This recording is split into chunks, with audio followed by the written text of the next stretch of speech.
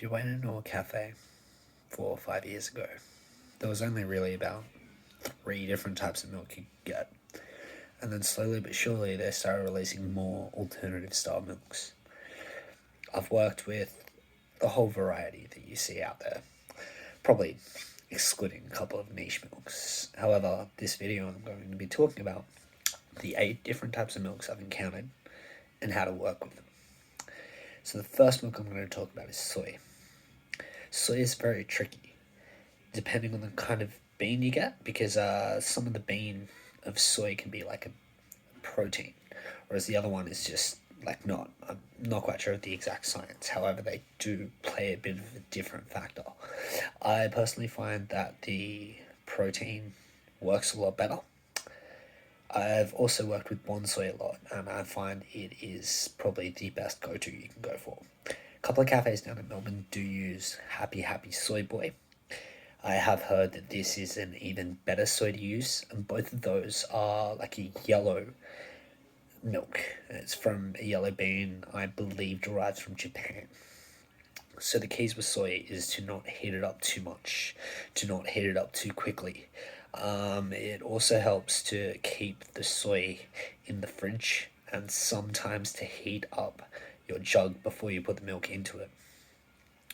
The second type of milk is almond milk.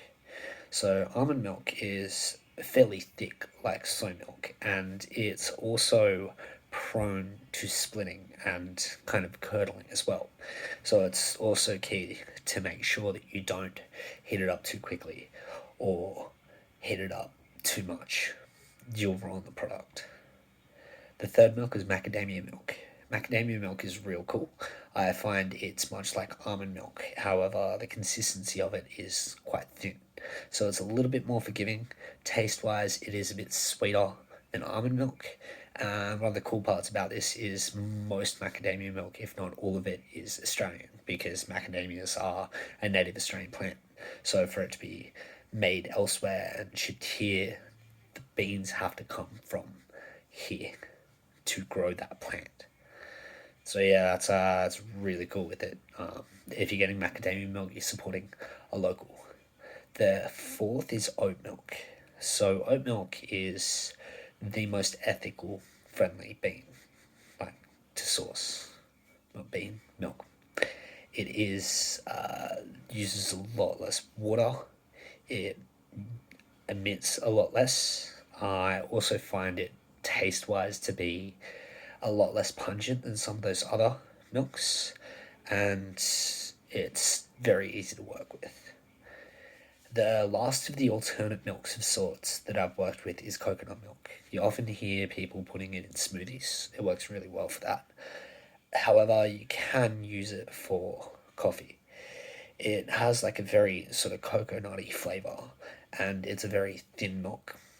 So again, with these thin milks, you don't really want to be fluffing them up too much. You don't really have to, and they generally heat up pretty quickly.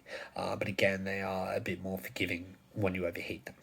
That one being the macadamia, the oat, the coconut.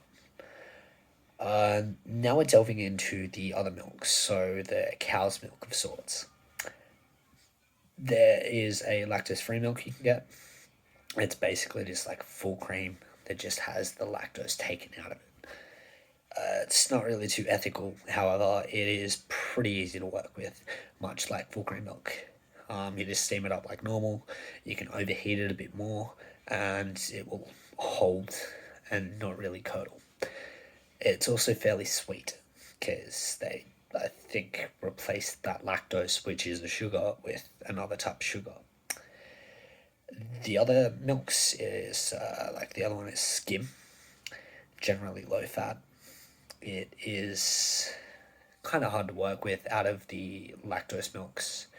It doesn't have as much fat, which means that it isn't as full when you steam it. The proteins will expand, however the fats won't, which make it really hard to get that nice micro bubble to pour from the milk jug. Last but not least is full cream. So full cream I find to be the best to work with, especially for latte art. It's very forgiving. It's my go-to in my cup of coffee. I played around with the alternative milks. However, I found it just really wasn't for me. So I went back to full cream. So things to look out for are brands. Some brands I've found, I'm not going to name them, but they will have really, really nice premium milk, and then they'll have the bottom shelf stuff in the same style jugs. So they can poach you in your cafe by selling you the really, really good stuff. You think you're going to get that product, and then it turns out that the milk is actually pretty bad. The other side is Rain. So one of the local Canberra milks I get, Canberra Milk is the brand name. These guys were pretty textbook for it. You could generally tell how much rain we had, because sometimes the milk would be easy to work with, and then other times it just wouldn't fluff up. And that was because it came from the local farms in our area. So if you didn't, if it didn't rain and the cows didn't get the nutrients they needed, then the milk wouldn't be up to scratch. However, if we had lots of rain, it would be amazing. I have heard from a friend of mine who's up in Queensland, which is a good fair distance from here and has a completely different climate, that it was the exact opposite.